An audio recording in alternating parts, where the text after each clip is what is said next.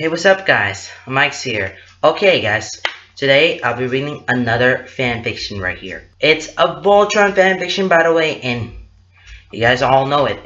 But this fan fiction here, this is the first fan fiction that I'm gonna read.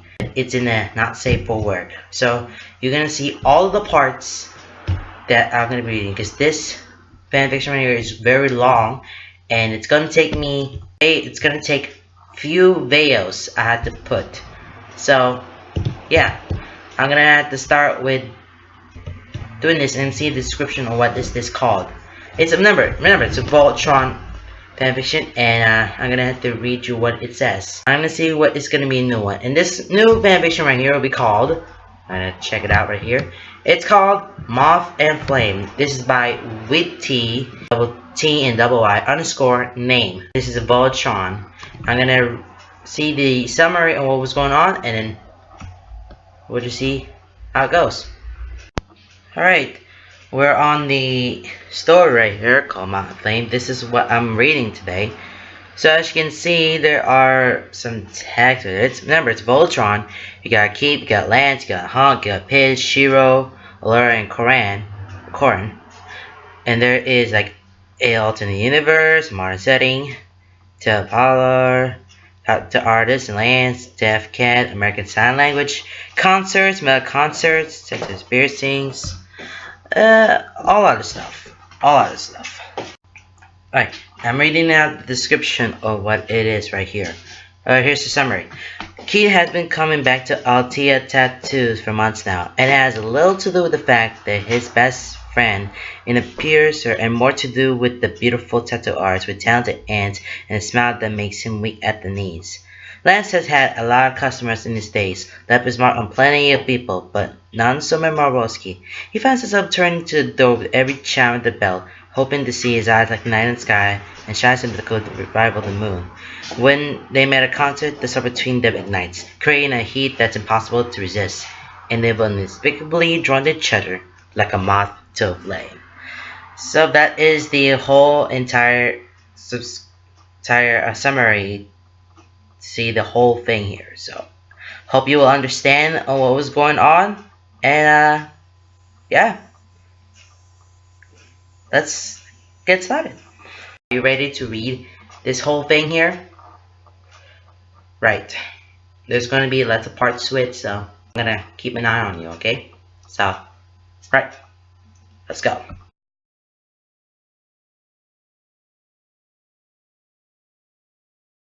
Alright, here we go. Moth and Flame by Witty _name. And as usual, here's my card. Lance says, holding out the card between two fingers and using his free hand to make half-assed gestures. Doesn't matter too much. Keith's eyes are locked on his face, reading his lips. When he takes the card, Lance's smile widens a little. Head tilted to the side, eyes half lit. Now with both hands free, he was able to sign a little more freely. Feel free to text me if you need anything. He finished it off with a wink, earning himself a pretty little smile that quirked at the edges of Keith's lips. Just tiniest bits of color rises to his cheeks, and Lance is sure he wouldn't have noticed if he hadn't been admiring the guy's face. Keith glanced down at the card, small smile still in place as he slips it to his wallet. Lance isn't even sure how many of the cards he'd given him at this point. That's a lie. He knows exactly how many. 7. He managed to slip Keith 7 of his business cards throughout the months he's been coming here. And he still never texted. Never breached that gap. Never made an effort to reach him outside of the safe walls of the tattoo parlor. Most people usually don't. It's just a formality. But Lance can't help but hope every time he watches Keith slip that blue and silver card into his wallet. He raises his flat hand to his face, pulling away from his mouth in a single gesture as he speaks. Thank you. He's so freaking cute. This should be illegal. 911? Yes, hello? We got an attempted murder here. The murder weapon? That adorable little smirk in those eyes like the night sky complete with little glittering stars. Lance grins, crossing his arms, putting his elbows on the desk, leaning forward, head cocked to the side. Anytime, he says when he's sure Keith is watching. Keith glances around, eyes flitting around the shop, pausing momentarily on where Allura is working on some woman's back piece in the open door piercing layer, where his eyes return to him. I guess I should, get going? He says it almost like a question, like he's uncertain, like he's waiting. For what? Lance isn't sure. He's seen Keith a lot over the past 8 months. He is his best return customer, and he's apparently BFFs with Pitch, so he comes by to just hang around more often than not. In those months, Lance has gotten to see his fair share of different sides of Keith. Mopey Keith, stoic Keith, angry Keith, tired Keith, happy Keith, sassy Keith. Each one has his own charms, has made his own mark on Lance's poor, weak heart. So far, as each side of Keith has been slowly revealed, not a single one has failed to make his insides blur, and his pulse race and his palms go all sweaty like he's a fucking teenager again. And apparently nervous. Awkward Keith is no exception. Lance decides to throw him a bone. He sits a little straighter so his hands can be seen clearly. As soon as there's movement, Keith's wandering eyes snap back to him. Had fun at that little concert next week. He sees something flicker in Keith's eyes, a strange spark that seems to light his expression before it falls. It's gone quickly, face carefully placed back onto his usual stoic mask, making Lance question whether or not he saw it all. It gives a very particular small smile, the one that Lance has come to recognize as a simple smile of acknowledgement. That kind of gets when he has something substantial to say, nothing worth signing for. But he still doesn't leave. So Lance pushes onward. Sounds like it's going to be fun. I fucking love Metallica. Grew up on that kind of stuff. Dad was obsessed with it. He's fishing. He knows he is. It's a shot in the dark. It's a shot in the dark. A searching hand reaching out onto the abyss. Hope fueling him. A small spark in the sea of doubt, leaving him wondering, but what if? Before they really got started in small talk that usually flits between them as Lance gets his station set up, before he actually puts needle to skin. He had been telling him quite animatedly about the concert he has tickets to next week. When Lance had asked if he was going with anyone, he had gotten a vague, uncertain answer in response. There was just something about it that made his heart flutter with hope. But then the conversation had dropped and they lapsed into silence as Lance set to work. It's not exactly easy to sign to someone when both hands are busy. So, as usual, they passed their session in comfortable, companionable silence. And now Keith is hesitating. Yeah? He sighs, with a simple nod of his fist. Then his hands hesitate, starting up and stopping before really deciding on any definitive signs. His face crunches up, lip curling, nose wrinkling, brows pinching. It looks like he's tasted something sour, mixed with a bit of frustration. His hands drop with a sigh, a clear sign that he's starting over.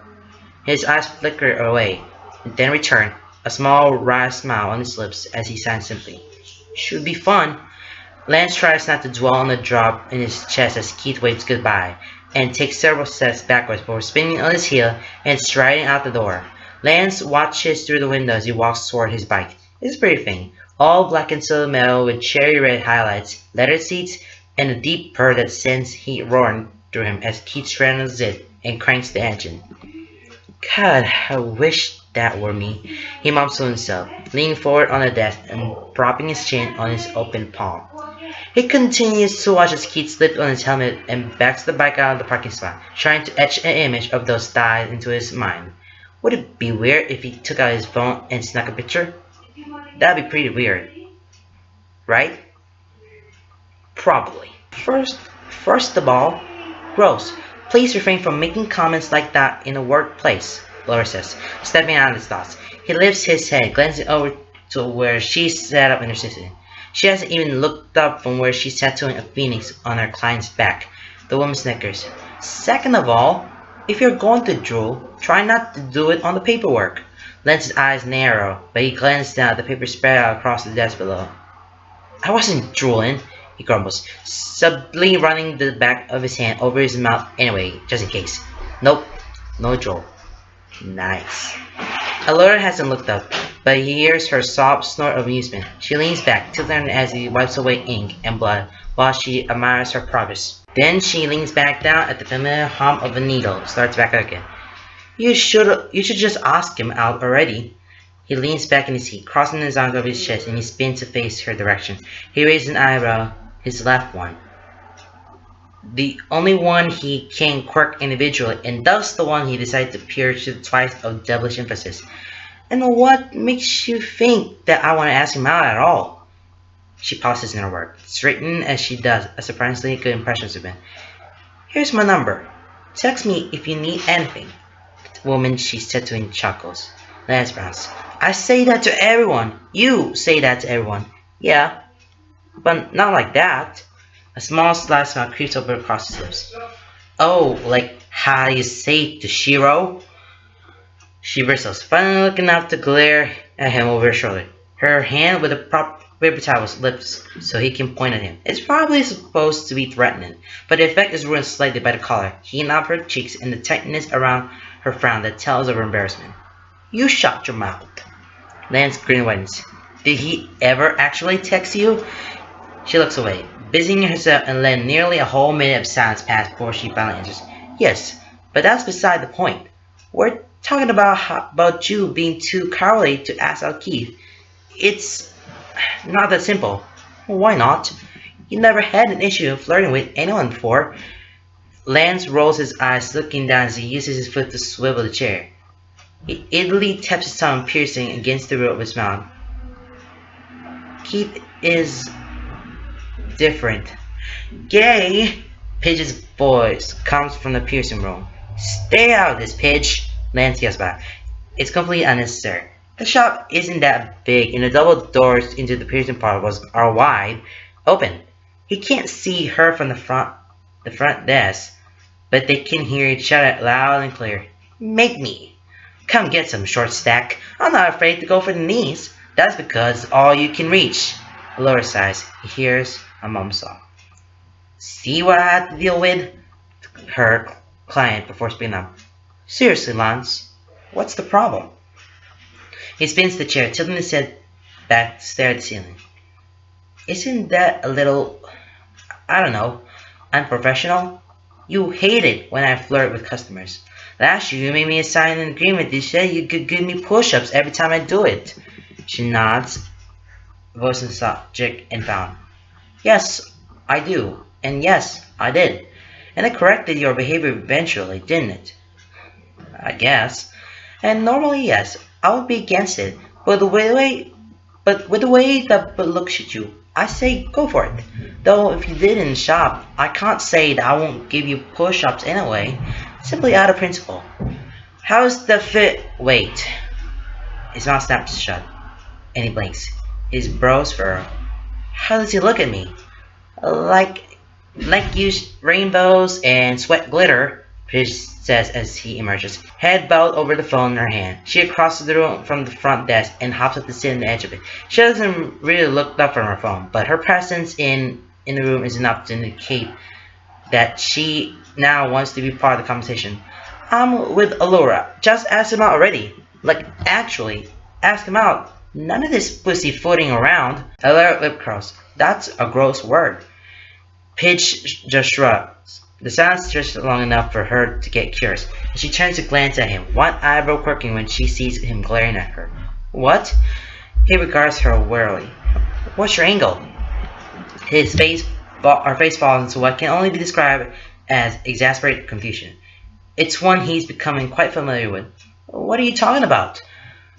There are only two reasons I can see for you to be encouraging me. Leans back, propping his feet up on the desk, one arm crossed over his chest while the other holds up a finger. Either you want me crash and burn for your own sick amusement, he puts up a second finger, or it's because you know something. He eyes her thoughtfully for a moment, before his eyes narrow and he points a finger at her. What do you know? He asks, voice low and suspicious. She leans away by just a fraction, holding up both of her hands defensively. Sorry, dude. Bro code. My lips are sealed. Aha! So you do know something. She rolls her eyes and swats his feet off the desk. Go clean up your station. But Lance, Alora says in that voice has him immediately straightening. She wordlessly points to his station. He helps, knowing there's no point in argument. As he stands, he points a threatening finger at Pidge. I'm done with you. She just smirks, slipping off the desk into the chair he vacated. He flicks at the piercings in her ear, 4 hoops in her cartilage, all close enough to overlay each other. Black, silver, white, and purple. They cling together when he flicks them, and she absently swats him away. He sings to himself as he cleans up his station. Today's radio says his choice is classic rap, and the old that he grew up on, and holds a special place in his heart. He can hear Allura singing under her breath as she works, and sometimes he even catches Pidge mouthing along the words. By the time Hunk arrives, brandishing a bag of sandwiches, he's managed to finish cleaning up and sets his tattoo chair completely flat so he can lie on it, face down, arm flopping over the edge. Who's hungry? Hunk announces with a chime of the bell above the door. Hunk, you're a fucking angel, hears Pidge say. There's a rustling of the bag, the ripping of paper, and sound Pidge lets out as she takes the first bite. Oh my god, what is this? It's amazing. Today's special, Koran's creation. This time, tell him I want to have his food babies. Aw, I thought you were going to have my food babies. You can both have cook off to win right and food baby womb. I want to be a judge, Allura calls her. Thanks for the sandwiches, by the way. No problem. Koran made your favorite. Said he put in extra cheese. Bless him, honestly. Lance, buddy, you hungry? Instead of comprehensive answer. Lance lets out a long growl, rolling his face back and forth on the fake letter beneath him. What's wrong with him this time? He came in today. Pidge answers around with a mouthful of food. Ah, gotcha. Lance grows again, more piteously this time, kicking his feet just a little. We were trying to convince him to just ask him out already, Pidge explains. How did that go? Lance finally lifts his head, propping himself on his elbows as he glares at Pidge. They were trying to convince me to make a fool of myself. Pidge rolls her eyes. Oh my god. Her voice is all exasperation and maybe the tiniest hint of love. It's probably there. Somewhere. Besides, he says, swinging his feet over the edge of the chair and sitting up. It's too late to do anything now. He meant for that to come out as more nonchalant than anything. Maybe with an indifferent shoulder shrug, but instead his shoulders slump as he can feel the pout forming on his lips. Pidge shrugs. I could give you his number. Hunk reaches into the bag and pulls out a sandwich, checking the label before peeling away with wrapper. Or you could find him at the concert next week. And just like that, everything in the shop freezes. He sees it in the way Pidge has stopped mid-bite. Tension in the shoulders, eyes wide. He sees it in the way Allura is frozen, back stiff, needle hovering over her client. He sees it in the way Hunk has stopped with his sandwich half raised to his mouth, eyes wide as they flicker between everyone in the room. It's eerily quiet, with just soft guitar riffs playing over the radio. No one speaks, even needles sound. The car honks outside. The client's phone buzzes twice. Somewhere in the back, the sink drips in the incessant leak that they hadn't gotten fixed. And then everything moves at once. Allura spins around, loose hair flying wild. Pig chokes on her sandwich. Lance leaps to his feet, knees bent and arms held to the sides. Hunk! He shouts, and there's an echo for the others. I didn't mean... Oh, shit. Just forget. Hunk! Lance repeats, stepping forward pointing. What did he just say? Nope. Nuh-uh. No. Forget I said anything. What concert? Nope. What concert? Hunk knows him. Reads him like a book. Knows exactly what's about to happen. He moves slowly, lowering his sandwich to the table while maintaining eye contact. Like he's trying to go unseen. Trying not to spook him. The second the food is safe, all bets are off. Lance starts for him, and Hunk yelps, scurrying around the desk. The shop isn't big by any means, but Lance still chases Hunk around it. The big guy moves with surprising dexterity, darting around chairs in the desk, even using Pidge as a shield. Lance catches up to him, though, wrestles him to the floor, and pins him as best he can. It's not too hard. Hunk stops putting up a fight once he goes down. What? Concert? He repeats. Lance, can we just pretend I didn't say anything? He pleads, using his big old doe eyes and everything. Ugh, cheap shot. Hunk! He shoots back with a whine of his own. Oh, for fuck's sake, Lance! Pidge says. He sits up turning to look at her. She's scowling, but you can tell she's not really angry. Disgruntled, maybe. We got tickets to Metallica concert for your birthday. It was supposed to be a surprise. Allura adds, giving Hunk a very pointed look, raising one unamused brow. Rose gold of her eyebrow piercing, glinting in the overhead lights. He winces, looking sheepless. Sorry guys. Seriously? Lance brats. Lightness filling his chest, a buzz in his veins, a flare in his gut. He's going to see Metallica live? He's going to see them with his friends? He's going to see them with his friends at a concert that Keith is going to be at? He's going to get to hang out with Keith at a concert and outside of work? Allura sighs. Yes, seriously. Now get off, Hunk. Whatever she's about to say is drowned out as she leaps to his feet, throwing his hands into the air as he lets out a loud whoop. He dances around the shop and pretends not to notice when he sees Pidge recording him. Okay, that's just the beginning. And just to remind you guys, I don't know what the sound that voice looked like, but I'm sorry. But I mean, any kind of voices of Voltron, I hadn't studied their voices there, but I will try my best to find some of the voices, because when I gotta watch something, it's probably like exciting. So yeah, that is the end of this video, and there will be next part coming around very soon. So yeah, thank you guys so much. See you.